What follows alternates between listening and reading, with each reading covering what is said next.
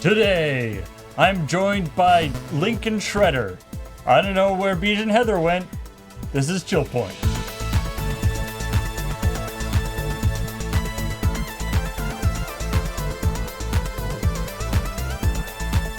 Alright, I need to test something. Paul, who am I? Link, of course. Who am I? Heather, Link was just... Oh. No, Heather, no, Link is back. Man, you have to meet my friend Heather. She is a big Zelda fan. Would it have been, She would really want to get your autograph. Would it have been better if, because your name almost rhymes with Shredder, if you were Shredder? And Why do you want to make me the bad guy all the time? Zelda and Beej rhyme. Yeah, too. exactly, yeah. Right, Link and Beej. No, see, No, it's just it. You know. Oh, it's just a platypus. Perry the platypus. Eddie the platypus? It's a great, I think it's a Nope. college Safety glasses. college are humor bad with sketch overrated. that has Batman against Two-Face. And whenever Two-Face turns his head, Batman is like, Harvey Dent, you're back! Jesus. Anyway, hey everybody. Welcome to ChillPoint, the show where we talk about the week's video game news. And also about anything else we want to talk about. We don't limit ourselves. And we also talk about the episode of ChillPoint that went up on Thursday. It was a good one. I thought so. Yeah, I hope everyone watched to the end. Yeah. I like when people in the comments are like, wow, 19-minute long episode of ChillPoint. You guys must have had some stuff to talk about. Yeah, I mean, generally, if it was a shorter episode, there'd be less to talk about. Generally, By virtue of there being less things in the episode. We really spend a lot of time on whatever the thing is that we did at the Vancouver Island. Yeah. No, that was only like a minute. The Wanda Fuka play. The bulk of it was talking about the PlayStation State of Play. Right. And then the special thing at the end that you should have just watched. So I did not watch the PlayStation State of Play, but That's okay. You didn't miss much. well, that's the thing. In the lead up to it, the hype for it, or not hype, but like the thing for it was they were like, it's gonna be 20 minutes long. We're gonna announce 10 new games. Okay. So like we're just gonna go bam, bam, bam, bam, bam. It's gonna be super efficient. That is what people want. Right. Yeah. Sure. Except they didn't even. It wasn't 10 new. It wasn't even 10 new games. Like there was a lot of stuff that people kind of already knew was coming. Right. Which they count as new because they're like, I guess this is like a new trailer for it or something. Yeah, I Right. mean, and that's fine. It just kind of, I mean, it was all stuff I personally didn't care about, which didn't help. Yeah. But also, it was like, Where's the gear state that of towards Heather? That's what we need. gear, not the gear state that of play. towards Nintendo Direct starting in the morning, which I am hype about, and has many colors, and then take me to a 20-minute, half the length of the Nintendo Direct, Yeah. dark grim world. Yeah. I gotta say, I mean, we talk about it in the episode of Checkpoint. We talked about a couple of stuff that came out of it. You know, there's been a couple of Nintendo Directs over the last few months. You know, there's ones for specific things and different things and stuff. Yeah. And it's been usually just like, okay, cool, there's some stuff. But man, they really loaded up this one. What surprised me is like 80% of what went into that direct was, here's something that you hadn't heard of that we were doing. And that, for 40 minutes, I'm like, man, you really went hard on, here's a new thing you didn't know was coming. Here's another new thing you didn't know was coming. Here's another new thing you didn't know was coming. I'm like, my God. Like we sat down at dinner that night and I was like racking my brain the whole time to try to remember everything. And like the next day I woke up, I'm like, oh, Ib, I forgot about Ib, you know, like. You know, I have a bunch of, you know, news feeds that I look at for Checkpoint stuff. You know, Polygon and Kotaku, Nintendo Direct, Game Informer, that kind of stuff, and all of them not only did like, you know, here's all the things that were announced, but then each individual game got its own article. So there was like, you know, and because I'm subscribed to all, I have like So 5 articles about this game, 5 articles about this game, and it's all basically the same information. But, which is unusual. But 'cause usually generally if- there's a few games that don't. Well, and I mean there was like a little montagey section that probably didn't get. but usually every item in like the state of play did not get 10 articles about it. Let me tell you. No. Yeah. That So- has. I hope that in a way that's telling for like Sony marketing people to be like, when they go look at the coverage after the fact, that they might be like, why is it that there is all this coverage for Nintendo talking, especially like Nintendo talking about they get, hey, It Takes Two is coming to the Switch, right? And it's like, so, and they spent time on that in the direct. It's like, why were people excited about all of these things there? And there's so much to talk about. And then when it comes to like the state of play, is it like, did there not be as much Do you not think that verve? that they don't have meetings about this? Because they do. Yeah, and it's like They absolutely do. But it seems to me like every time it seems to me like nobody really ever goes on about the state of play for some reason. I don't think we just remember that travel being in a thing. different Yeah, circles. to be Yeah. fair, honest. you're probably paying a lot more attention to the Nintendo area Sure. of the discourse. But you're also But it's true that I mean, Nintendo does tend to do a pretty good job of announcing getting these things going. well, because like and maybe that's because also what I'm reading for is I'm trying to read for like, oh, here's some weird stuff that I have to write checkpoint news for. And so maybe that's also it too. Because it's like, if you're saying even Polygon and Kotaku or Ars Technica for when they do general gaming news, that would cover all of these things. Boy, there's a lot of concentration on, hey, let's talk about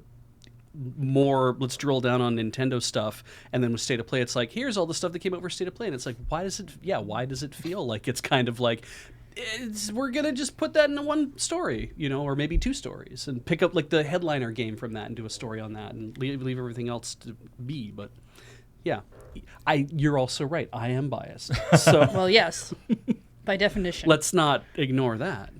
And then of course there's also an Ubisoft event where they talked about a bunch of stuff, which we'll get into. But first, well, actually, no, this was not actually at the Ubisoft event, but this was the first story we did on the Checkpoint was about Ubisoft. Courts? No, they're Ubisoft Digits. courts they're kind of backing off on the. What are you talking about, Paul? On the Backing NFTs. off? It was always just a research project. I heard a great line the other day it was to see backpedaling that hard, you have to watch the Tour de France in reverse. Yeah. What was that? What's that Wow. from? I can't remember. Christ. It was good. Yeah, I was like, that's applicable so many places. Yeah, good yeah. job, friends. But I mean, clearly they haven't done they haven't sold very well because there was no point to them. That was on Colbert. That's was right. It. Yeah, That was yeah, it. yeah, I was yeah. like, it's somewhere recently. Yeah, professional comedy writers. But the line that they are we're probably we're working on it, and we have something and when we have something that gives you a real benefit, we will bring it to you. Yeah, but that's what they Right. said the first time. And so it's like trying to remember. Yeah, it's just like it's like that's actually that would be a good a good criteria to like look for. Yeah. Didn't they tell us that we just couldn't see the benefits that Yeah. this thing had for us? Although to be fair, that was like the Ubisoft head of The Strategic Innovations Lab, isn't it? right. Yeah. And so a large portion of his, like, it's the old, when your job depends on not coming to, not you can't realizing a thing is in Yeah. place, then You can't get a person to go against their own paycheck. yeah. Yeah.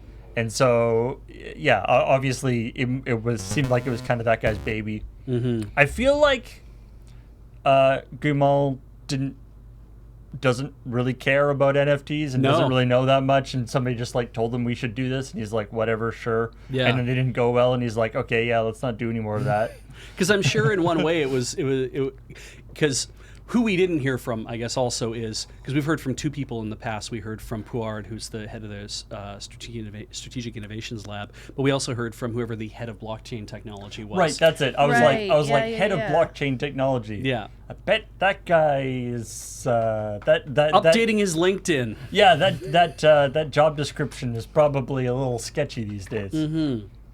I mean, there's probably more of a because I can see a thing where it's like, okay, maybe we don't do a front-facing thing for this, but maybe there's something we can do behind the scenes, so we don't have to trot this shit out to the gamers in front, and maybe they might enjoy the thing from behind. Like, Well, okay, so like a lot of I hear I lot didn't of- really mean it that I way. hear the gamers like that. but they're French, so maybe. a lot of things that we've come to dislike over time. They did push really hard and have stayed, like microtransactions and loot boxes and things. Yeah. And those have taken a lot longer to pull back from. But I feel like from the perspective of like if you're a person who's pushing those things forward and people always have outcries, but you still manage to get them through and they make you a lot of money. Yeah. Why would NFTs be any different? Yeah, then you're Brad from monetization. Yeah. If anyone's seen Mythic Quest, which is it's so hard watching Danny Pudi be an asshole, but it's fun. It's hard not to, especially the thing with like with microtransactions and loot boxes and that kind of stuff. It's hard not to imagine like some sort of deep secret cabal of like video game companies all sort of sitting, the heads of video game companies all sitting around a table being like, okay, Yeah. loot boxes, we're gonna make billions on this, but we gotta be careful. We gotta be smooth about this. You know, it's like, okay, now it's like, you know, EA or Activision, you're doing Star Wars Battlefront. You're gonna go way too hard on them. Yeah, way too far. Everyone's gonna not like that. And you can But get that's- away with it because they already think you're. But that's not okay. great. That's okay. You can pull them back. But then the rest of us are going to come up and be like, look, ours aren't as bad as Battlefront. Yeah. And like you could, It's like they had to draw straws and be like, you have to be the shitheel. and it's like, I know, I don't know, but I am almost certain that there isn't actually that level of collusion involved between the companies. Right. They're all just No. trying to make the money as quickly as possible. Well, for one thing, for if themselves. they got caught doing that, I'm pretty sure that's highly illegal because that's. But the end result ended up being kind of the same, which is the sort of like, you know, we'll try to push it. Or you don't like it, okay, we'll pull it back, but we're going to pull it back, you know, 90%. Yeah, I mean, So I there's don't. still 10% there, and then we'll push it again, and then push it again, and gradually get people used to it. I don't think video game companies aren't not talking to each other like at all, like they're all siloed off because like Yeah. I mean, for one thing, the Nintendo Direct and the State of Play both got announced like on separate times during the same day that they were going to be on the same day, and I feel like you do coordinate maybe a little bit together with some people so that you're not stepping on each other's toes in some regards. Although- But I don't think, like, the truth is the world never has the evil secret organization that you want it to. No, it's always the world. Turns out the world is sort of depressingly like everyone is just kind of, you know, out for themselves, and it turns out that sometimes that works out. Yeah, and it's in the just same- like more people- coincidental than anything. I mean, It's not as fun. we didn't do ChillPoint last week, but there was that thing about the head of Xbox. Phil Spector? Yeah, Phil Spencer. Phil Spector is his ghost name. Phil Spencer talking about like the agreement that they had with Sony. Yeah. And then the Sony guy being like, "That wasn't the agreement. I thought that was a private conversation." Yeah. It's like I guess I can spill the beans on everything that I'm I mad told about. you that in confidence. Yeah. It's like, sure, whatever. It's odd to think in a way that by and large a lot of these things are it's always down to we have a great idea where we get to make more money. And someone in the organization will probably come to that meeting being like, geez, guys, I mean, we really should think about whether or not the the players are going to like this or Oh, not. jeez, guys. Right? Yeah, very, oh, Rick, like it's, but there's like really that kind of like, oh, geez, like there's somebody at the thing being like, we should really think about what the players want. And because they're probably very closely, the community managers, right, are going to be like, they're not going to like this. And we're going to get hit by it. And it's it's us community managers who are going to get the hit on it. And everyone's like, shut up, community manager, and we're going to make some money here. And they're going to like that because it's going to be so cool. And then that shit starts to get implemented. And they're like, what's the rationale behind this? Is like, have you seen gacha games coming out of Japan, right? People go nuts for this shit. They spend so much money on it. And then the stuff hits and we're like, my dude, we paid $80 for your game and you want us to do loot boxes on top of that. It's unfathomable, that idea, right? And so they're like, why are they failing? And it's like, because you're making us pay and then pay and then pay, as opposed to you're just pulling some spare change out of our pockets, which is the way free-to-play gacha games work, right? And it's like that idea of, well, surely they'll just pay you full price for the game and then start paying to do other things. It's like, yeah, we saw how that crashed and burned. And they're like, but why are gacha games making so much money? It's like, because it's a different model and you didn't adopt it. You make it sound like they jumped directly to loot boxes, but they started with microtransactions. Sure, yeah. And also, season passes for full price games are a thing. So, they figured out a way to get it in there. Yeah, and when you can think about the idea of like, well, you can get somebody to buy a new skin and pay $1.99 to you get horse armor or whatever, and I have no idea how much it actually was, $5, whatever it was. It was like $2. And then they're like, what if you could get them to pay $5 instead of getting something that they want? What if you could get them to pay $5 for something they might not even want, and then they have to pay money again? And I'm like, oh, cool. So it's like Christmas with your aunt. You had to go to her house and pay all that money to get there, and you get something shitty, and you're like, I guess I have to go back next year and see if I get anything I actually want. Okay. It's a very mercenary relationship you have with your aunt. Yeah. Most people are going for the family portion, not for the free gift part. No, but for the delicious food. Yeah. And I'm just saying, if EA would just give us some delicious food. Stop. Yeah. If the only reason why you go see your family is for the surprise mechanics, then maybe that's not a healthy thing. All I'm saying is when they started doing things, there probably were ideas that were said out loud, like, what if we charged people a lot of, like, whatever? Yeah. And probably even before horse armor, there were ideas like that floating around, and people were like, no one will want to pay whatever amount of money for a full price game and then buy things on top of it. But then somebody decided to try it for $2 or whatever for horse armor, and it worked. And then everyone was like, well, I guess we could do it too. Like, it's generally more gradual. Yeah. We call this the Overton window, right? Right, So when you move what's acceptable within the whatever it is you're talking about or dealing with, is that you see that thing move one way or the other, and eventually it's like, this is where the conversation is. I call it, we generally refer to it the boiling of the frog. Yeah. But, I didn't know I could take concepts that existed and give them names. Yeah, no, the Overton window is a real thing. It's political mostly, but yeah, it can apply to just about any topic. Also, the frog boiling thing is not a thing, by the way. Yeah, it's a great turn of phrase. Absolutely, but Are you saying the frogs will leave? There's an amazing video. I think it's yet another digression, but I think it's Glenn Beck. Okay, has this big, he's doing the big rant about like.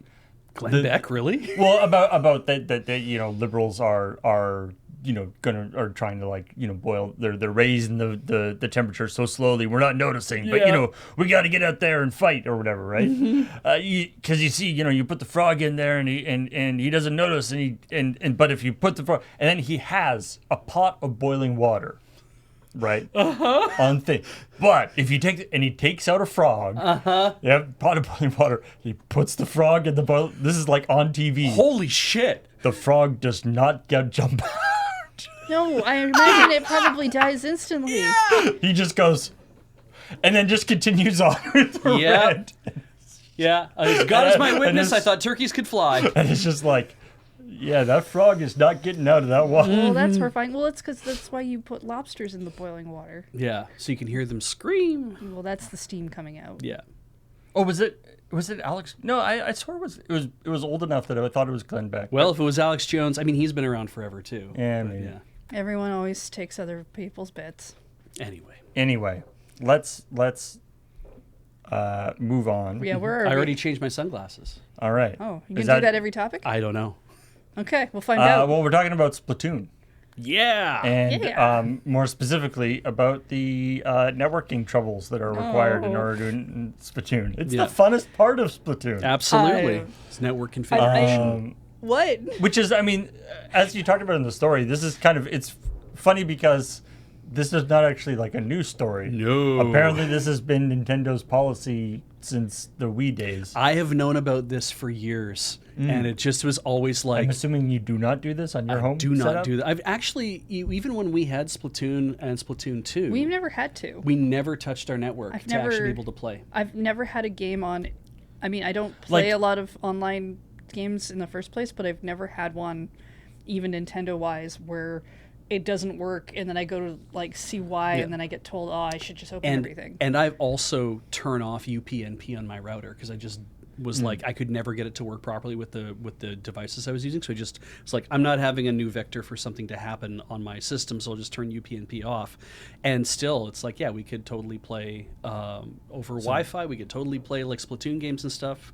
It So they seemed to must. work. So they must be. They must be doing some sort of server end stuff. To make it Yeah, work. and- it's not fully peer to peer. And I'm not sure, like, maybe this does help, or maybe it's like more of like, if you're in a situation where your shit is locked down because it came from your provider that way, and you're using like whatever Shaw or Telus or Rogers or Bell or wherever the hell you live in the world, you're getting your equipment and it's so totally locked down that you have to go in and do stuff for it, or your ISPs are blocking that shit on their end because they do that sometimes. Maybe this is a thing you have to do, but this is not a thing you should do.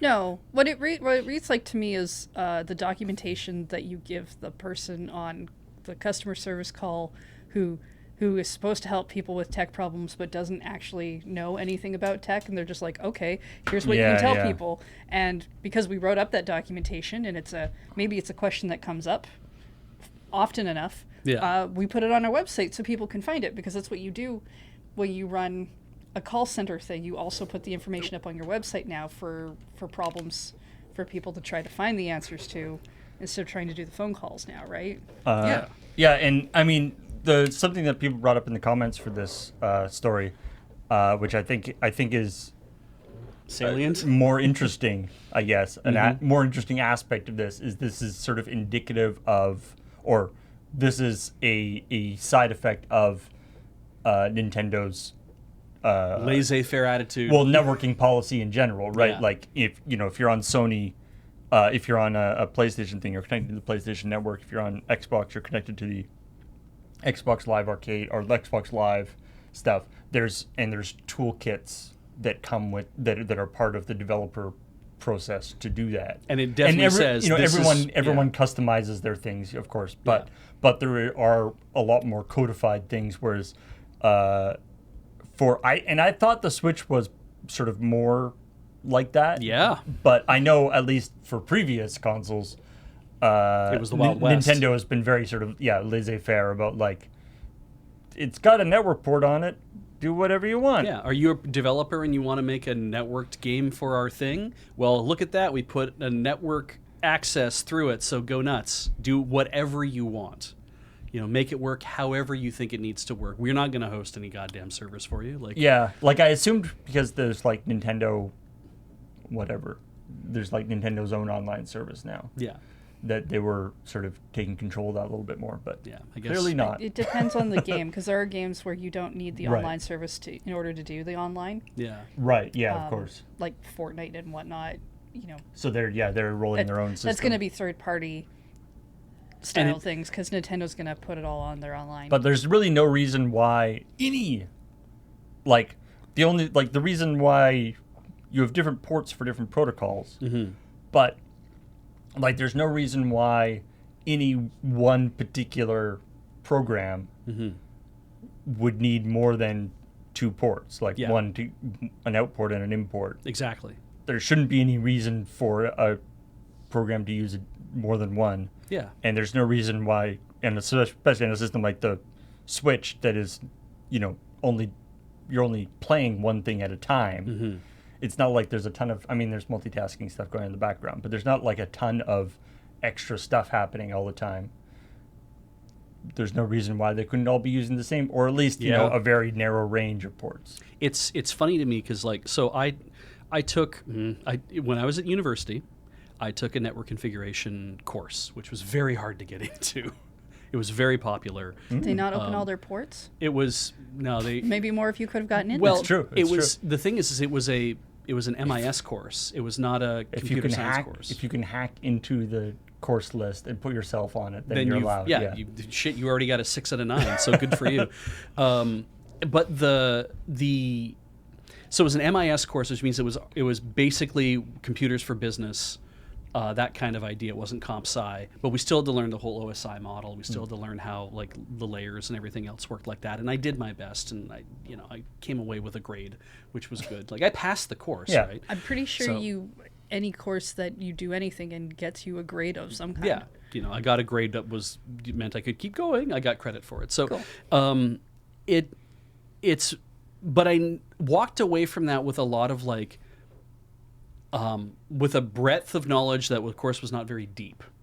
And so my take on understanding, because seeing actual network professionals, I'm assuming, in our chat talk about, here's the danger with this kind of stuff. And I'm like, I was trying to kind of relate that in the idea of what I was talking about. It's like, you open 1 through 65,000. For one thing, there are ports, you don't need 22 open for your Switch, because the Switch doesn't have SSH installed. Christ, I hope not. Like, there's no reason to open 22 up, right? And I really hope the Switch doesn't have a Telnet doesn't have a web server on port 80 sitting exactly there. Right. And it's like, so if it doesn't have any of those open, it's like you literally the Switch could have been like, we're gonna. I think I know like 5 ports that are like commonly used. Yeah, that's about it. So it's like enough to know which ones to avoid. They could have said, well, we'll just use 22 for the Switch. Like, we just open up 22. And it's like, well, you might already have 22 open on your router because you already have SSH open on your router for whatever reason. So we can just open 22 and use it for gaming instead. And I'm like, that might probably also be a huge pain in the ass. But somebody had said, well, when you say, I'm going to write a port forwarding rule that says send all of UDP port 1 through, or both, in fact, UDP and TCP ports 1 through 65,500, etc. Send all of that, anything coming in on those ports, send that to this IP.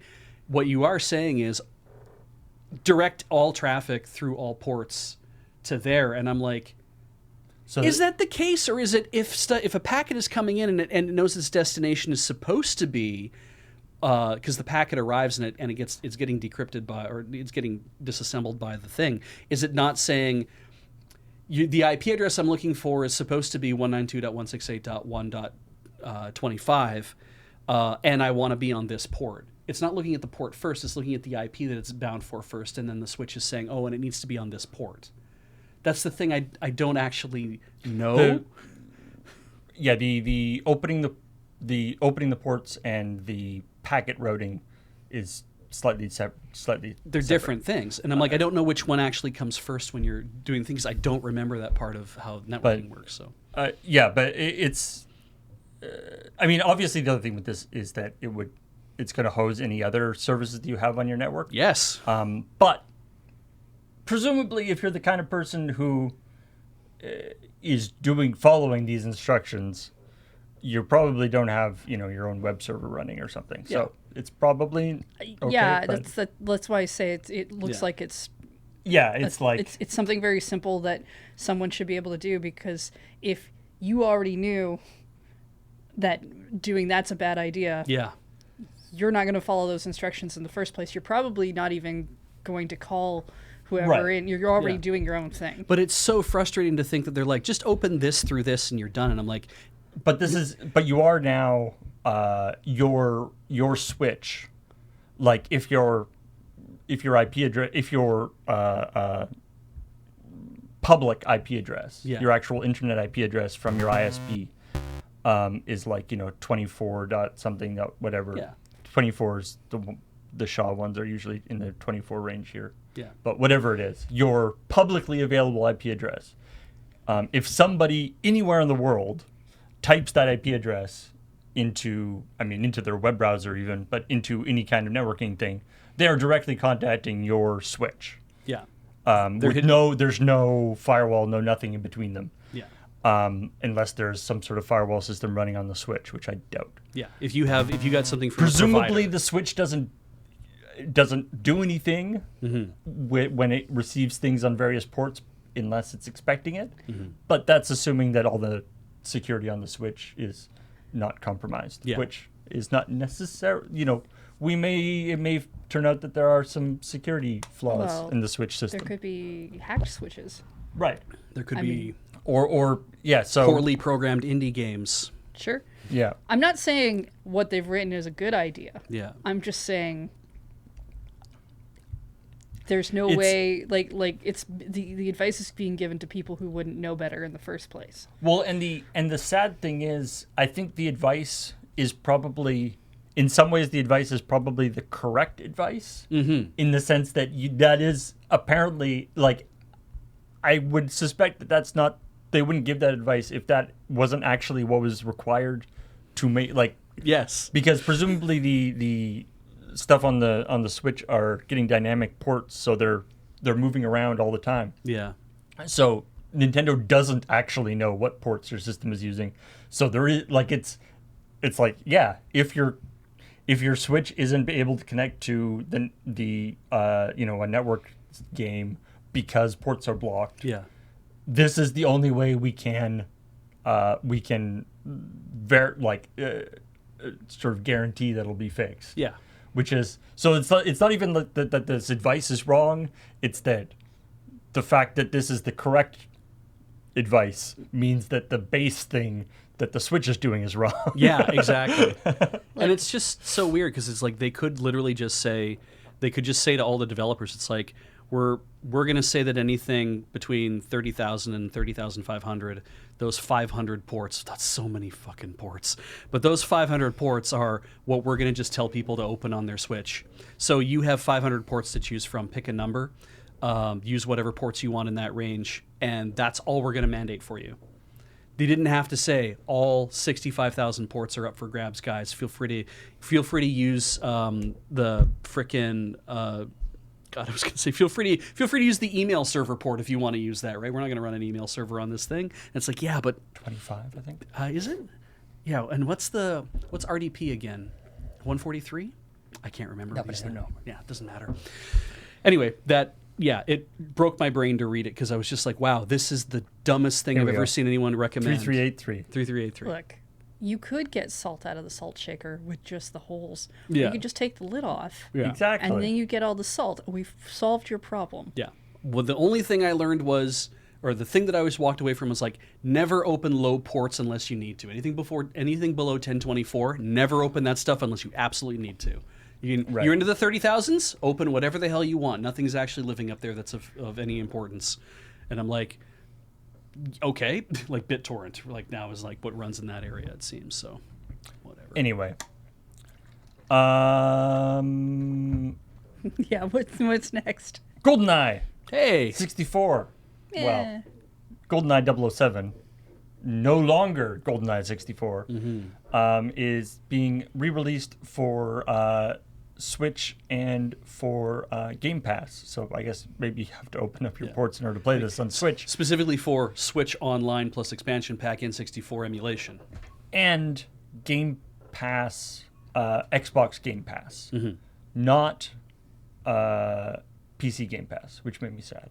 Ah. Oh, So really? It's not going to be, it's at least at launch, whenever it launches. Right, okay. It So- won't be available on PC. It'll be only available on Xbox. So maybe later. You Borrow never the know. Series X from the office. You really want to play GoldenEye? I feel like we should probably do some sort of like GoldenEye LAN fight. Oh, sure. Yeah. Stream-wise, yeah. absolutely. But as like just normal everyday Paul, do you really want to play GoldenEye? If it was available on the PC Game Pass, I might load it up, like out of nostalgia. And like I don't know, like I never had an N64, so I always I played multiplayer GoldenEye with friends over at friends' houses, but I don't know if I ever actually played through like the actual game. I never played it. I don't think I'm going to. But as you talked about in this, I don't think. I mean, there's emulation now that people have, so people can emulate an N64 better than an N64. Yeah. But like back in the day, like I don't even know what GoldenEye would feel like to play at 60 frames a second. Like GoldenEye Good point, yeah. ran at like, I think it ran between like 7 and 15 frames a second, and then you went to like then it did like 4-person split screen, and it got worse. Yep. And then we always used to play on turbo mode, which just was stupid, and it was basically like, it was like muscle memory at that point. Like it wasn't even. Yeah, you're just flying around being like, I think Yeah, I'm Perfect aiming at Dark something. was even worse apparently. But Great. Yeah, but it's just GoldenEye.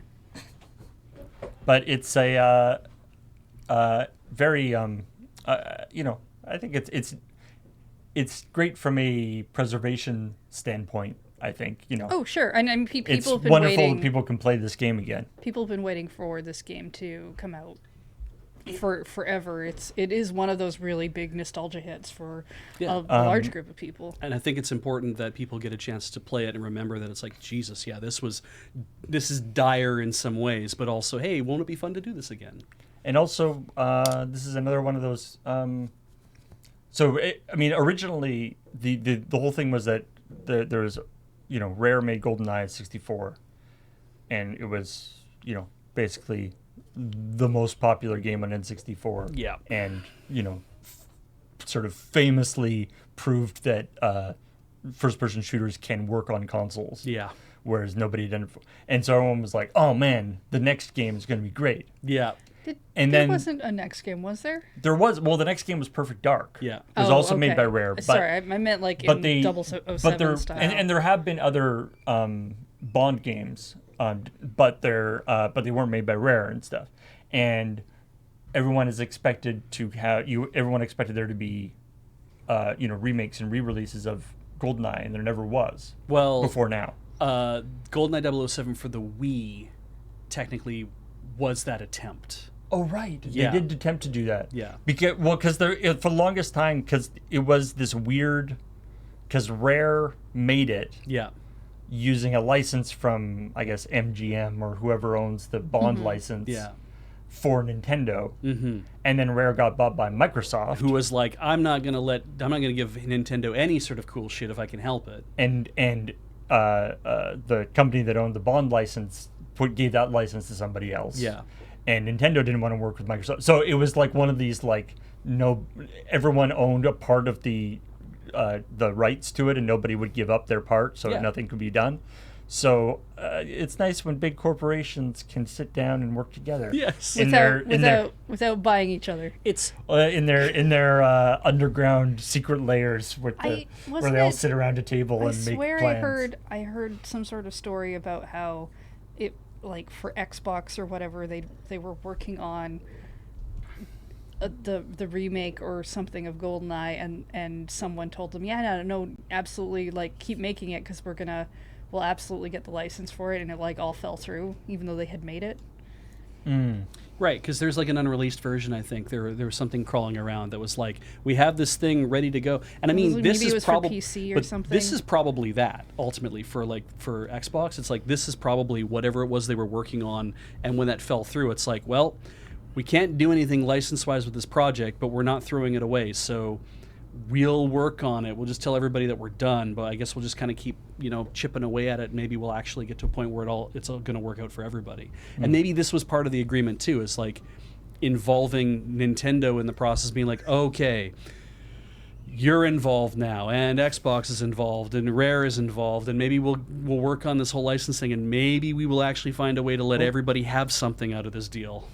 I mean, it's like the story we did a few weeks ago about it was sort of a similar situation where a game was being finally released. Yeah. Because of all the like Activision, Blizzard, Nintendo, Microsoft stuff. Yeah. Finally, all the people who owned all the different components were back under one roof. Yeah. Because they had Yeah. all bought each other. And they realized they're like, oh shit, we can release that thing now. Well, and like things are harder when you have to deal with certain people. Like my understanding is, Oh, I know. like Sora from Kingdom Hearts got added into Smash because somebody managed to like just be in the elevator with someone else at the right time to Wow. to start that conversation.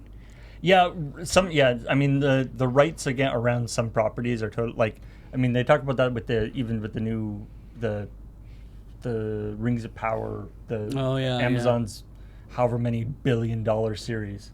They spend so much money on that series, and they have rights to only certain things. Ah. And so there's all sorts of weirdness. Like, there's no hobbits are never mentioned in it, even though hobbits are clearly in it. Right. They're called Harefoots or something. Like, they're called a different thing. They've given them a different name. And they have to. They can refer to certain things, but they can't show certain things. And it's like, why would you spend so much money? And anyway. Why couldn't you get that last little step? It's like, sometimes it's not about the money, right? It's about the principle of the Well, thing. sometimes there's just a person who does not like you. Yeah. And also the and the other thing, for those of you who have not played GoldenEye 64 or GoldenEye, because it did come out 25 years ago. Yes, 25 years ago in '97. Feel free to chime in chat if you weren't born yet. Peach. For those of you who haven't played it, the reason why everyone says no Odd Job. There's nothing against the very talented actor who played Odd Job. But in the game, Odd Job is the actor isn't even that short. Like, Odd Job is not actually that short in the movies. No. He's like a little short, but he's not waist height, which is what he is in the game, which means your standard, and because it's Xbox or because it's N64, with the weird the middle. the weird analog stick that was like it like snapped in weird ways. Oh, yeah, okay. The auto thing was Odd Job was below your Yeah. So if middle. you shot, you'd always go over top. Yeah. Oh yeah, Graham apparently had a whole rant about this. I like that it's people saying, oh, he was meant to be Knick Knack, and then I see somebody say, Rare confused Odd Job with Knick Knack, and I'm kind of like, my God, Rare, James Bond, biggest British series of all time, and you guys didn't follow it close enough to know who was who? Like, And Jaws was the opposite. oh yeah, he's huge. Jaws is huge and is so tall that almost everybody else is below him. Yeah. So he's hard mode, right? So the video that's actually in the episode of Checkpoint, like I used a little clip because I was trying to find. It was surprisingly difficult to find a clip of people playing 4-player GoldenEye on an Xbox, Right. Because most things online are people playing it on an emulator, so you don't have the like frame issues. Right, But I yeah, wanted yeah. to show it with the frame issues, and they were playing slappers, like slapping only. And one of the guys was playing Jaws and was like, "I can't hit anybody," because you can't even like duck in the game. yeah. Anyway, and then the last story was about the Tears of the Kingdom box art, which. I mean, That was I wouldn't call that a story. Barely a story. That's just me Especially the way Beach wrote it. getting out a Extract- grievance.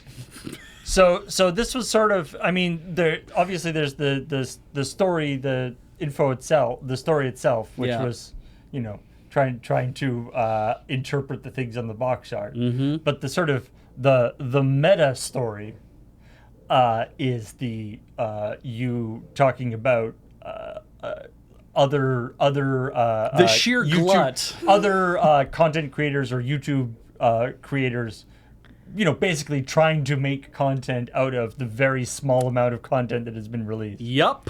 Yeah. This is why we have to be on opposite ends of the table. Mm-hmm. I think it's toned down a little bit, or it's not such a big thing anymore. But I remember for the longest time, there was whenever I would be like looking on YouTube for like a video to go along with a story, the first bunch of results would be literally screen capture of like that story in Kotaku, scrolling slowly down the story and like a robot voice reading it out. like that was like a popular, and they would have hundreds of thousands of views. Like that was a popular Holy way shit. of creating content about, and it would be like reveal of blah de blah, and that was all it was. It was just handle like it. a thing there, and then maybe there would be like a person at the end doing the commentary. Like, share, and subscribe. Like, they come Yeah. at the end just to say that shit. Yeah, Beach Ugh. Beach doesn't like the videos of people trying to examine things and find things out before anything. He doesn't watch any of those. I, on the other hand, really like Zeltic and will watch all their videos. So I don't even know who that is. I like is their this- videos. Thanos face. This is subtweeting a very specific YouTuber. Is that what we're saying? No, No, he I'm doesn't. not. He doesn't. No, he, In like, general. in general for him. Like when the I'm naming a YouTuber I actually watch. Sure, Oh, and okay. after I watched the, I probably actually watched a Zeltic video or two. I gave you which are- one to watch, Yeah. and you were upset that I made you watch such a video. Yeah. And now I don't Probably, do it anymore. probably true. Anyway, Julian right. Mon points out someone mocked up a box art version of the key art, which is a very large piece of the picture, and every media outlet stole it and ran with it. What's interesting is that Nintendo Life has this picture, and then they have this picture. If you go to the Nintendo Life article that is actually showing off the box art, which might not actually be box art apparently, and then you look at the image they have below it, which is a much larger image. I don't know how someone could take the flat that is the larger image and make that, if it was just a flat image, if that was the only thing being shared, take that flat and then be like, oh, we're going to move all this shit around and make it into a box art, because there's stuff on the big image that isn't visible. Like the castle looking thing is not like It's an interesting. We've encountered this a little bit because when we do pre-releases, we sometimes, if we're lucky, stars align. Yeah. we get some of the art. We get some of the art from WotC for some of the promotional art of the big panoramas and stuff, which can be great for using for backgrounds for slides or for the overlay and that kind of stuff.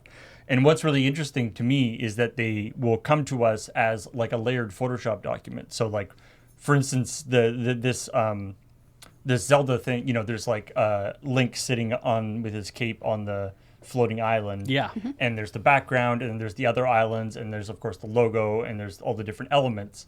And they're actually, I would guess that they're actually all separate.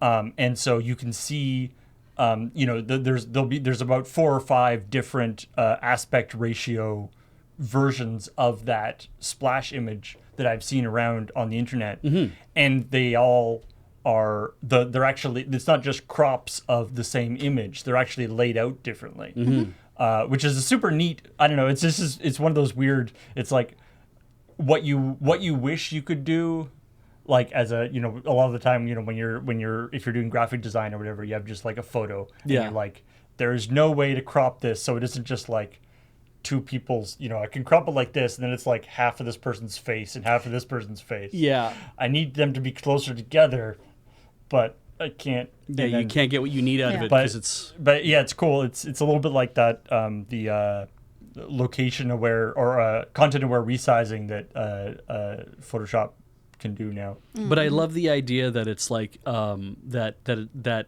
if what people have been sharing as the box art is literally, of course, not actual box art, it's just kind of like placeholder box art, or if it was just something that a rando on the web made up by mashing together a bunch of these elements to be like, this is what the box art could possibly look at, and everyone's like, this is the box art. I'm like, I love that I did a video about hoax box art that doesn't have anything to do with the reality of Well- things. I'm like, that's even a step further into the joke about that I didn't even know I was doing something that was based on a lie. And And that's what happens. That's how YouTube works. And what's great is, if the box art is actually fake, that's not what the box art will look like. It really doesn't diminish your story at all. No, it doesn't. It actually just enhances it. So that's great. Anyway, I inadvertently made it funnier, I guess. But that was exciting. Just getting to see the name of the thing actually. It was exciting in a weird way to be like, oh, this is the name of the game now, and here's a few more elements. I'm like, that's cool. And you didn't give away anything. Like I saw a couple interesting things come up. I'm like, I can't wait to see what those are. I don't need to have them explained to me. I'll just wait to see what they are. There's already a couple of articles going on about, do you pronounce it Tears of the Kingdom or Tears of the Kingdom? Beautiful. Lovely. It's just Tears of the Kingdom. Of course it is. Nintendo had to come out and tell people. Yeah. We I think both work. Yeah. It would be interesting if it was. It would be an interesting if they were like, well, you could interpret it in lots of different ways. Mm-hmm. They already do that with the timeline, which is my favorite thing. We did Sky Tear on AFK a couple months ago, and it took me a very long time to figure out whether it was Sky Tear or Sky Tier. Right. What was great is the official marketing video for it, like on their Kickstarter. Yeah. It was like, join the masses of combat in this new game called Skyshare. Oh, and then it just slightly slurred that one part of the second, and I was like, beautiful. You didn't help me. You didn't help me. I still don't know how to describe it. I propose that if it's Tears of the Kingdom, that's one branch of the timeline. If it's Tears of the Kingdom, it's another branch of the timeline. It's like Oracle of Age seasons and Oracle of Ages. I'm here to ruin everyone's Beach? life. Beach, what's the third branch? I don't know yet. I'm going to have to assume it's a different pronunciation in a completely different language. Oh, it's the Japanese version of the name that we don't know yet. I mean, I swear I saw the Japanese logo and it still had Tears of the Kingdom in English written on it. No, fair enough. But I know that they don't always do that. Now the interesting thing is, they were keeping the name very close to their chest, right? Mm-hmm. So it's like they thought, I guess, maybe that the name would reveal too much. There was an interview. I don't remember how long ago, and I think it might have been with like Doug Bowser or someone from Nintendo of America specifically, who said that if they gave away the name, it might give away the plot, or like it might give away something about the game that they weren't ready to give away yet, that kind of thing. He might have been just talking like more in generalities about like why you wouldn't give away name of a game, not maybe the specific thing. So fans are thirsty goblins. Sure. It's true. It doesn't matter what fandom I've heard that about them. You are definitely a group of goblins. The moment you tell them anything, they want to know more. Mm-hmm. Fair. But when it comes to how marketing typically works, because you have a marketing cycle, giving away something like the subtitle or the actual name of the game, because they were just calling it the sequel to Breath of the Wild. Yeah. Off to. No. Nintendo phrasing was the sequel to Breath of the Wild. Right. They didn't want to say Breath of the Wild 2 was what everybody else was calling it. Yeah, because then they would have to call it that, yeah. But when you're doing a marketing cycle because you want to have an uptick of hype, or you want to have enough information going out over a period of time before the game comes out to try and get people to remember its existence. And yes, you probably don't really have to do that with something like Zelda. To give away the title and like even a date or whatever too early hampers your own marketing cycle. Yeah. It's not fun as a fan. No. Yeah. I understand being the thirsty goblin fan. You want to control. But this is the reason why that's the real reason why they say stuff like that. Absolutely. And chances are even good at the time that interview happened, they had no idea what the subtitle would have been. It was maybe even still on the drawing board for what they might have wanted to call it. Yeah. It probably had a project name associated with it. But you got to give some sort of answer when people are like, "Why will you tell us things?" And we know that, games having stupid project names never actually turn out to be the real name of the thing. Yeah. Well, that's very, very much Square. I don't know how many other groups do it, but it's definitely Squaresman. My theory is that the Tears of the Kingdom, you would then be like, well, we know Zelda's in the game because we see her walking around. So she's alive. It's not like, oh, she's she's holding Ganon in place or whatever. Like Well, in she's Breath of alive at Wild. the beginning, probably. Exactly, right. So she's alive at the beginning, so we see that, and it's like, okay, so Tears of the Kingdom. Well, she's the only remaining part of the royal family, so you could say that these are her tears, so it's Zelda's tears for whatever reason. But also, it can refer to in the sigils and stuff that we see in the opening, that it's the 7 teardrops that are arranged around whatever the thing is in the center. And I'm like, oh, if that's the case, then those are probably the 7 sages, which we know from frickin' other Zelda games. I mean, those look like the Magatama, yeah. Magatamas to me, so it's probably a spiritual thing. Yeah. I hope they called it Project Tears. That would have been great. Because Tears of the Kingdom is a very long title to constantly have to write down and say things. So and I hope then they why called it didn't they Project Tears. release it as Project Tears Zelda strategy and just write it in like fucking Adobe Garamond and be like, there, we've named this game. It's Project Tears Zelda. If you want to give me a 2D HD tactics Zelda game, I'll take it. Yeah. What's the new game With a terrible name? with a terrible name? Various Day Life. Yes. And it's not actually new. It was Right, an Apple Arcade it's an Apple Arcade game that they brought. Yeah, that they but brought it's over. still the worst name I've ever heard. Fire Emblem Engage is a better name, and I think that's a dumb name. I was talking to Ben Ulmer about he was saying that he had co-streamed the Nintendo Direct. And he was saying, it's like, oh man, there's this one game, I forget what the name of it is, but it had the stupidest name. And I went to the list of games and I was like, which one was he talking about? This could be at least a dozen. So it's like, oh, I think I know. The is that a farming game too? Did we forget that was a farming game? No, I don't believe it is. I think it's Okay. just a kind of a life sim thing. Which probably has farming involved in it, but doesn't have Maybe, to. but I Okay. don't think it's not the main element. I know you're trying to push the whole oh, look how many farming. Well, we sims knew were in of this 4, thing. and it's like But I you know forgot what? about Various Day Life, and I'm like, maybe if there's farming in that, You it know kinda what? counts. I've watched state of plays where half of the content is horror games. I've watched other dumb things where everything else is like a bunch of shooters. I think it's perfectly fine that there are a lot of farming sims. Me in too. this. I am not down on this at all. You can remark on it without objecting to it. Yeah. But something you maybe might want to object to. Oh no. Let's talk about some of the stories we didn't talk about in the episode. And we've talked a lot about computer security today for some reason. And how do you feel about kernel level anti-cheat systems? Oh. Well, I think Your Beach ring be- represented a lot of that. Your ring, buddy, your ring. Protect your ring. Yeah. Don't let anybody near your ring zero. That's Yeah. the Not okay. When Beach says it, he makes it sound like a different kind of thing, and it's kind of gross. So FIFA 23 will be rolling out the new EA anti-cheat tools. Which will be eventually added to all the multiplayer games for EA. Yeah, I wouldn't doubt that. Strictly single-player titles may implement other anti-cheat strategies. Wait, hang on. You can cheat in a single player game and they care? Yeah, that's weird. I didn't even read that part. Holy crap. Continue. So anyway, kernel rootkits, nobody likes.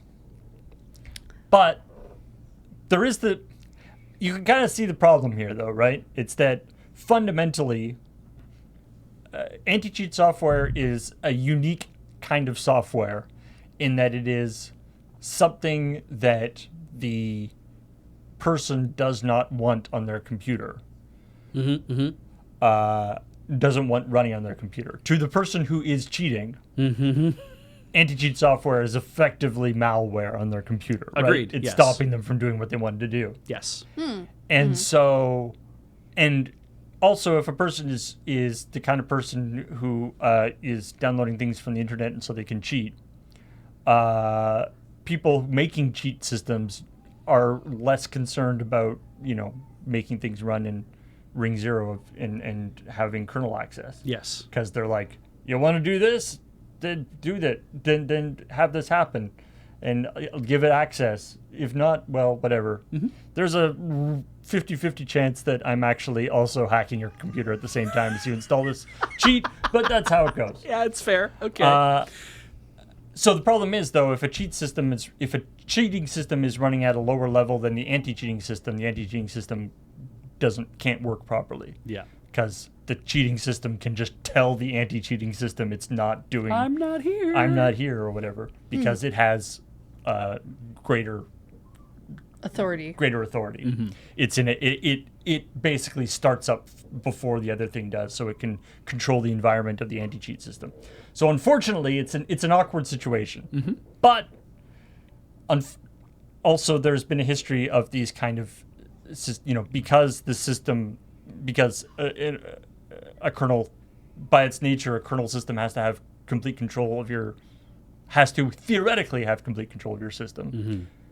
It can be a huge security issue. Yes, because if it's not programmed very well, I mean, and EA says, of course, that it is been audited by security, third-party security professionals. It will only activate itself when the program is actually, the game is actually running. Otherwise, it just sleeps. Blah, blah, blah, blah. Okay. There's EA can give all the assurances that they want, but obviously, in order for that to work, you have to trust EA, which a lot of people don't. Yeah. I mean, So this is why we can't have nice things. Thanks, cheaters. It also makes sense in a way why Microsoft, who with the Xbox and whatever else, and making like probably the most favored gaming, maybe not the most favored gaming OS on the planet. I went maybe not there because I'm like, oh, maybe actually Linux in a way and iOS are kind of like also occupying that favored gaming OS thing, because like who's the most popular, right? But with Windows being like the most popular, it's like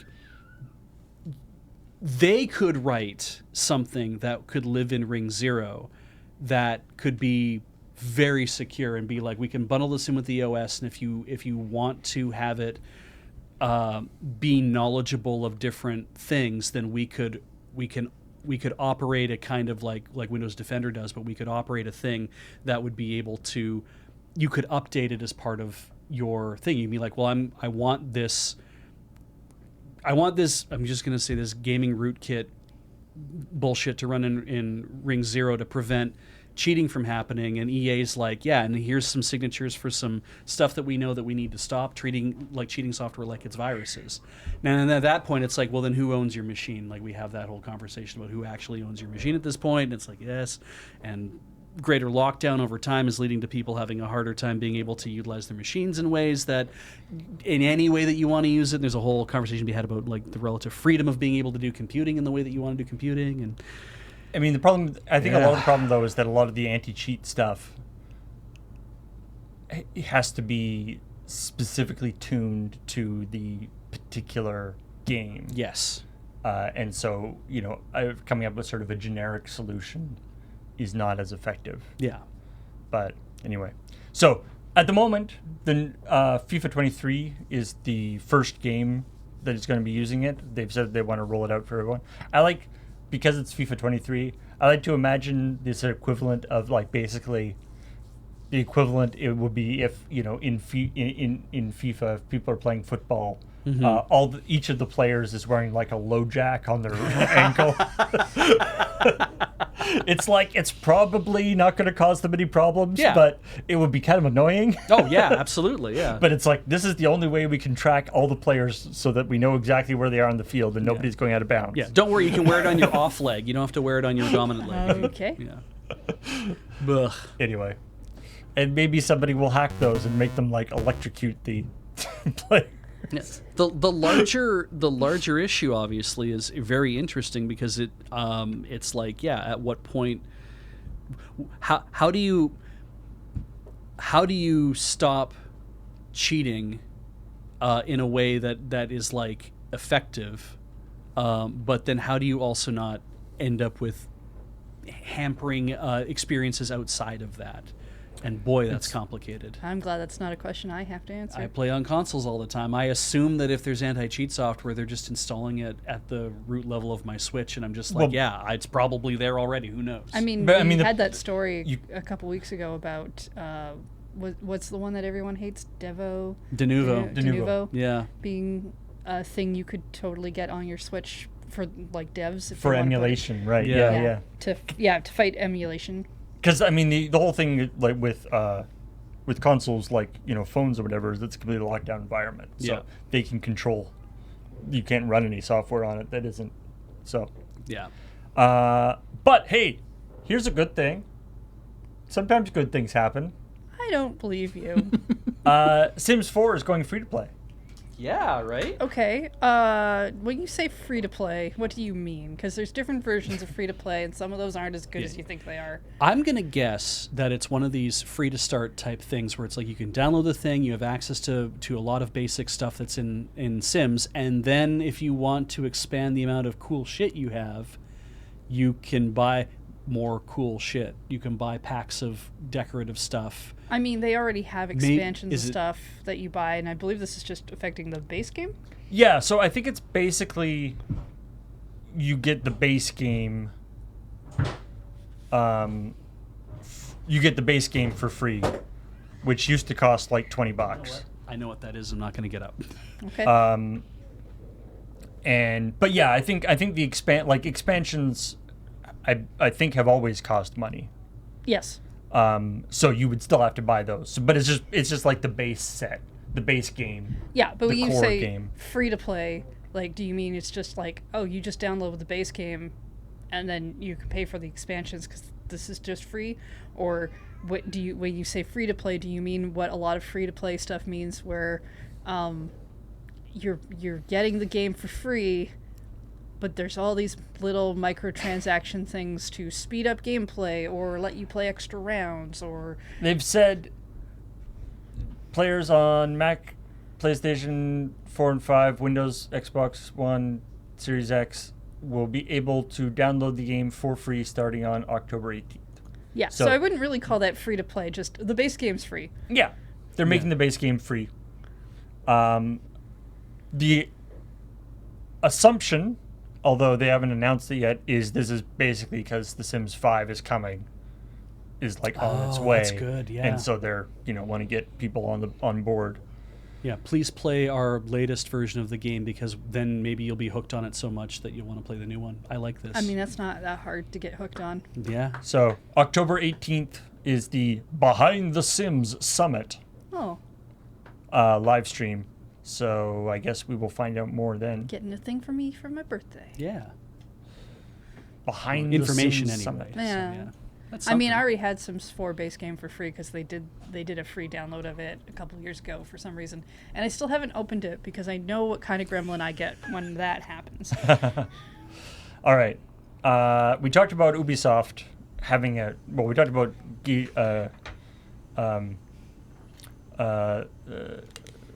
whatever his name is, Gil, Yves Guillemot. or Yves Guillemot. I guess not the S. Yves.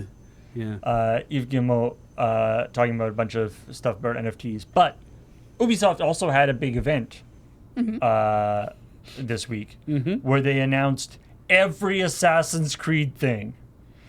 So it was just an Assassin's Creed event. You want Assassin's Creed? Well, let me tell you. Okay. They're still making it, huh? Okay. Assassin's Creed Mirage is the next Assassin's Creed game. Right. It is going to follow Ibn Ishaq, Basim Ibn Ishaq, the master assassin from Assassin's Creed Valhalla. So this is like a little bit before Valhalla. The guy was the master assassin there. Apparently, it's a little bit of a throwback to like Assassin's Creed 1, where it's like in the sort of Middle East area and stuff. So it could be quite cool. All right. All right. There's Assassin's Creed Codename Red. Like Mountain Dew? Yeah. Okay. Yeah, Assassin's Creed Code Red. Nice. The most extreme Assassin's Creed ever. Thirst-quenching Assassin's Three Creed. knives. Assassin's Creed, it's going to be in Japan. It doesn't have an official title. It's called Codename Red. It'd be set in feudal Japan. Oh. Because there haven't been any games where you're an assassin in feudal Japan. No. I was like a huge fan of Tenchu Stealth Assassin back in the Yeah. day. I liked that game. And now you have parkour in this one. So Yeah. That will be the next like mainline one after Mirage. So they're pre-announcing. They're pre-announcing at least the code name for this one, which is like one of those weird things where it's like, I mean, we knew you were going to make another one. Yeah. Yeah, so that means like Mirage, because it's the next one, is probably quite far in development. You'll see it in the next year or so, but because this one has like a project codename thing to it, it's like planning stages. Sorry, as Earthen One points out, I would put 75 to 85% chance you're going to have to assassinate Nobunaga. Yeah. If it's happening in feudal Japan, Yeah. Nobunaga's going to be there somehow. Yeah, if it's Warring States period, if that's what they're going to go for. Even if it's the wrong period, he's still going to be there. It'll be I like swear a painting of him Nobunaga existed for like 1,000-year period in he's vampire. Japan's history. Yeah. If the idea is that Assassin's Creed is going to make one for basically every country in the world. We have 187 countries. When do we get Assassin's Creed Canada? Right, exactly. This is like Assassin's Creed Frozen North. They'll do a thing like that, right? I mean, Valhalla already has like ice and stuff. Exactly. So we'll have like, Oh man, but it's like a Mountie. Yeah. But like with a hood, or like he's got the hat, but I don't know. That's actually kind of good. I like the idea of just a red serge hood. I don't know how the hat turns into a hood, but and he's like he runs around. I mean, I see it as like, he'll be like a trapper, right? And it'll be like it'll be British North America or Rupert he'll Sandera. be like a voyager or something. Yeah, something like that. Yeah, I could totally see that working. Actually, holy shit! At Ubisoft Montreal, exactly. Get on this, guys! Like, or they'll do something around the Plains of Abraham or something. Who knows? Like, more ships. More ships. They should make a. They can make another sailing one. Yeah, I want another sailing one. I just want Ubisoft to do it, so they have to be like, we've done the most accurate, like down to the blades of grass, a simulation of the second largest landmass on Earth. Yeah, I mean, 100%. I mean, the Assassin's Creed games that they have done, it's not like the ones that take place in, whatever, Paris Egypt. Yeah. Are all of Egypt. Yeah. Okay, well then what part of Canada would it be in?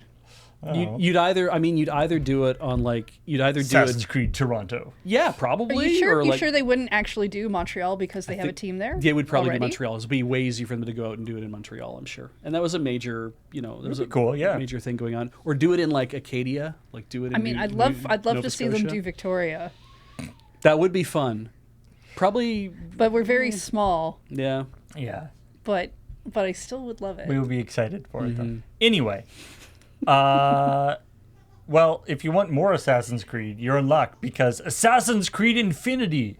Oh, they just did all of it. Okay, got it. Actually, no. So before that, there's also Assassin's Creed codename Hexy. Is this yet another mainline game, or? I believe so. Yes. Wow. They have several teams, from what I understand, that make the games all at the same time. Which is going to be something more about that one. That one they haven't there's just like a little teeny weeny teaser. Oh, okay. Something in the vein of witch hunts and witch hunting and stuff. Okay. Okay. There's your North America one. Yeah. And I didn't want Canada. So, but then there's Assassin's Creed Infinity, which is not a game. It's a state of mind. Yes. No. So it's Assassin's Creed 3. Infinity is not a game.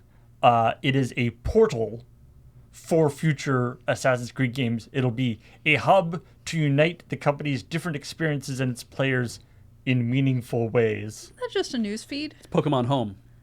Pokemon Home lets you put your Pokemon there. Like Ubisoft already has the Ubisoft store, right?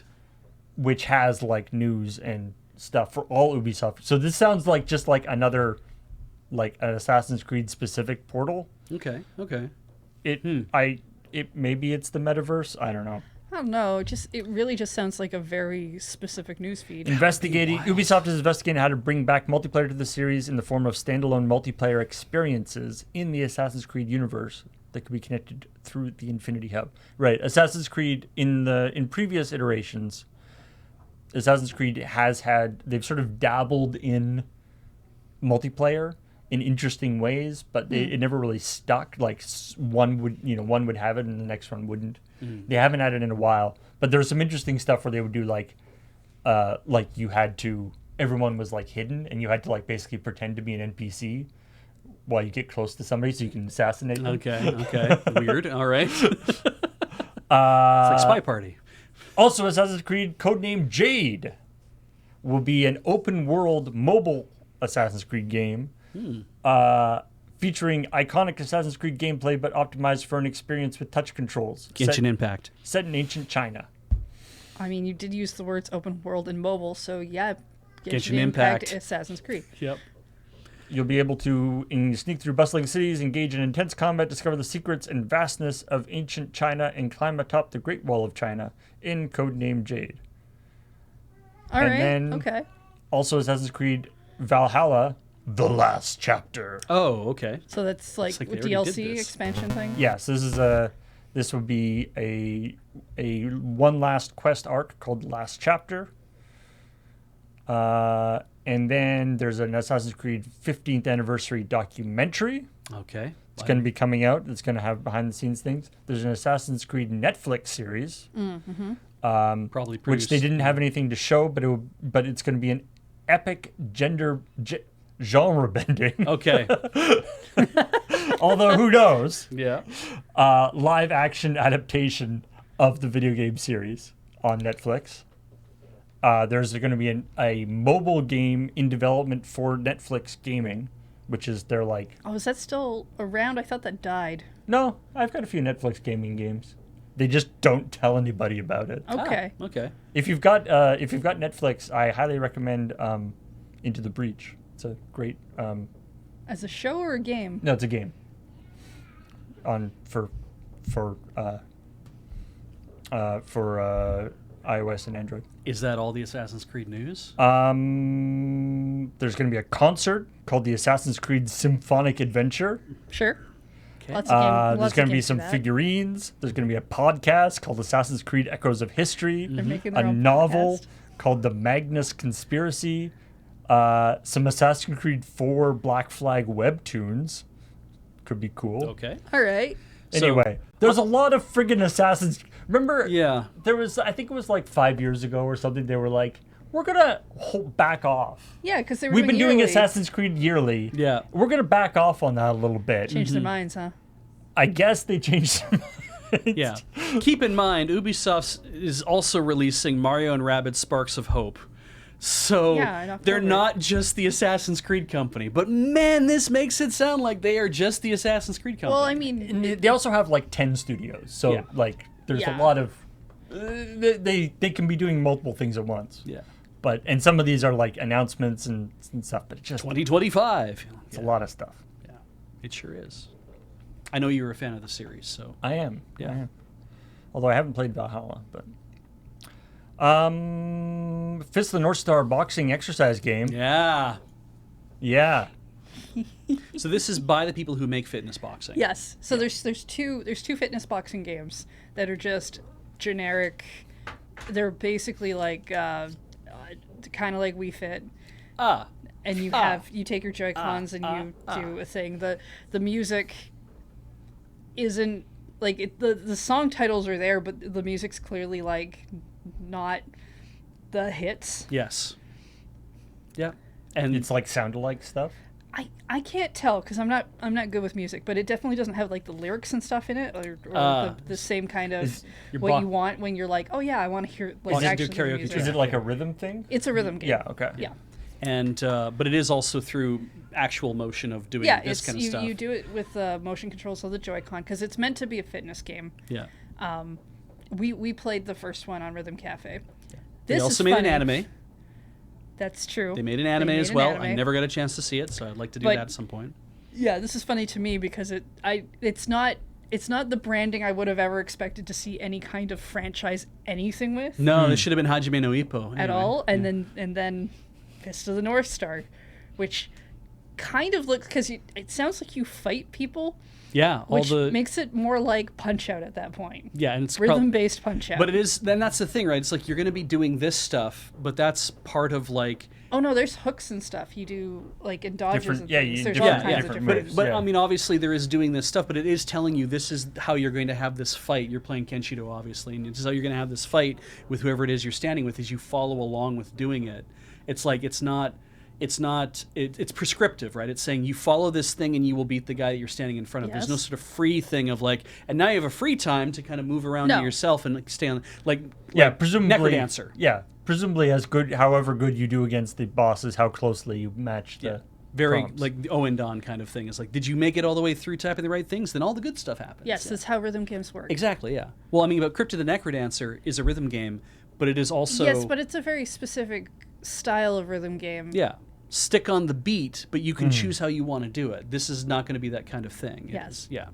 The question is, how are they going to track you when you go like, and then like walk away? Yeah. I think you get that for free at a certain point at the end, because there is in the trailer there was a thing of you just see you just see a whole bunch of that happening, and I'm like, okay, that just happens. I think when you get to the end, there should be like a little icon that's just like, now turn your back on the TV and walk around the opposite direction.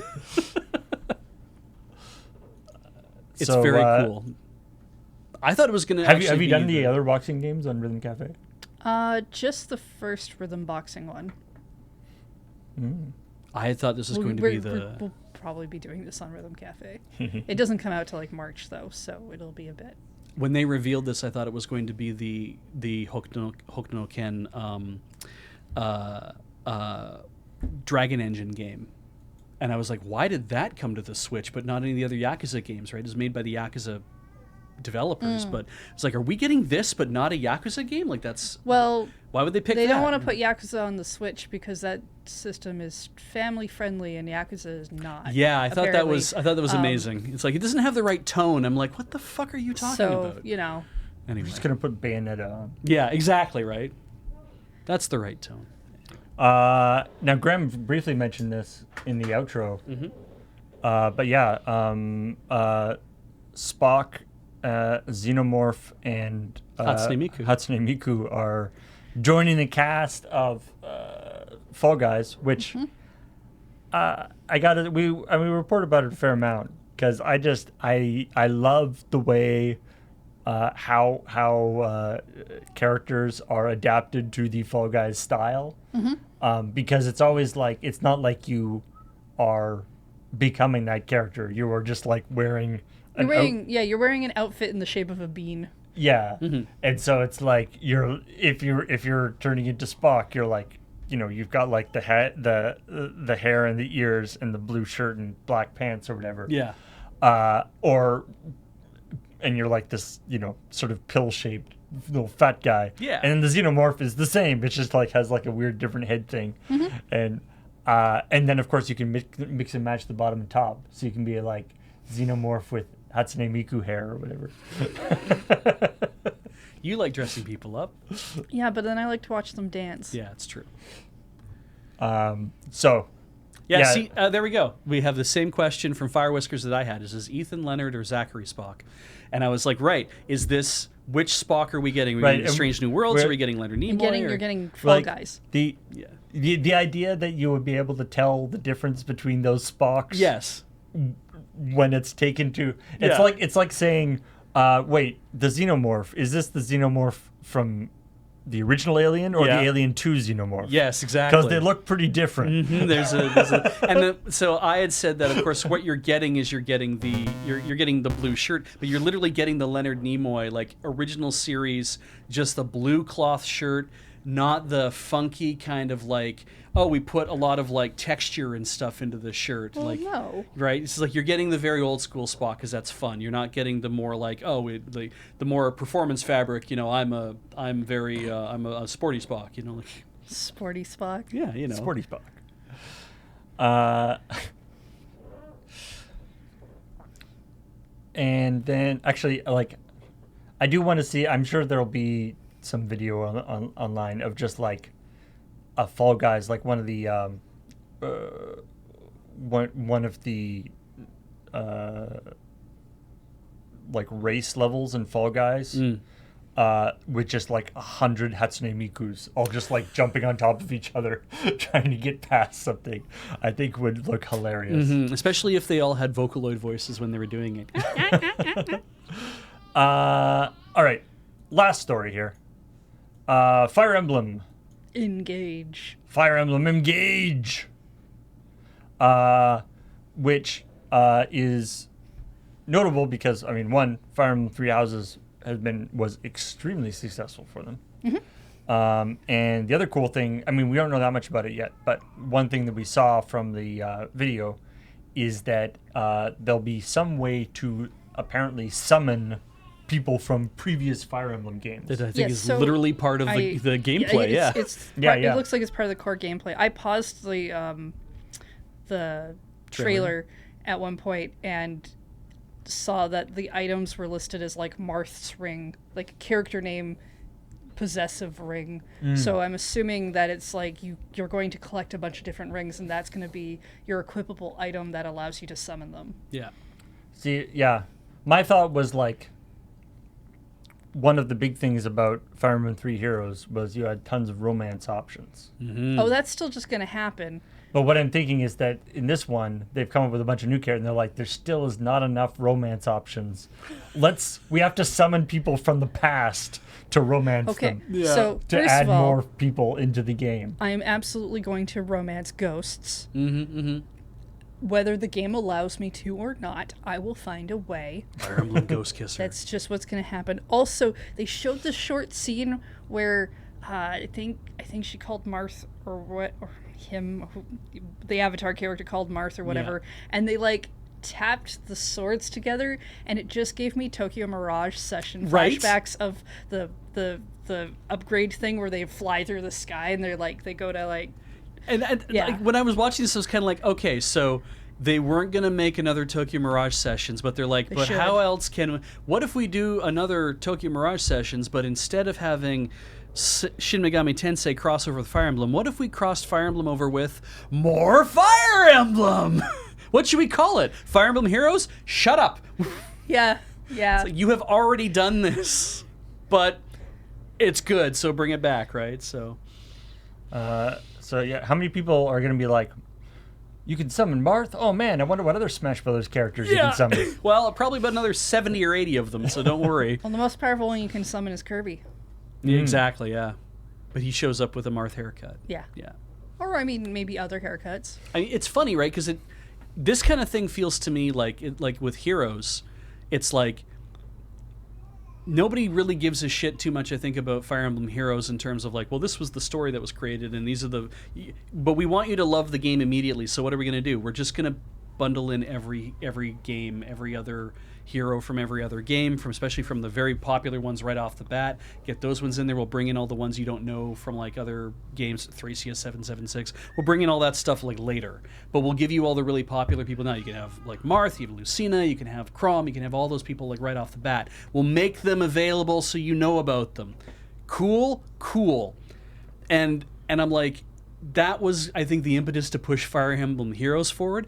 I don't understand why they're doing that with this, that it's like, you know Fire Emblem is popular, so whenever you're doing your whole Blast the Past stuff, it always feels like it's like, we don't think this game is going to appeal to as many people unless we put Marth in it. And I'm kind of like, that's what it feels like to me. That's the fear. There's been Fire Emblem Warriors, like the first one. Yeah. The Three Houses one is just specifically Three Houses. And I like that one because it's more focused.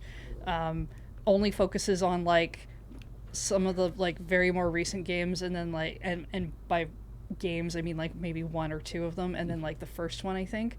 And Tokyo Mirage Sessions did something similar with that. I mean, there were very few characters. So, it does kind of feel like I would prefer if this game went with a bunch of different characters from all over the series, and not just the hero character. Yeah, like really unknown people that you're like, You know, that it's like there's these people that you don't really know of from the other games, but and they're from like, less popular games, but we bring them into this because it's like, well, who are they? Well, they're from these other timelines. And If they don't let you have a ring to summon the gatekeeper from 3 houses, then what is anyone doing?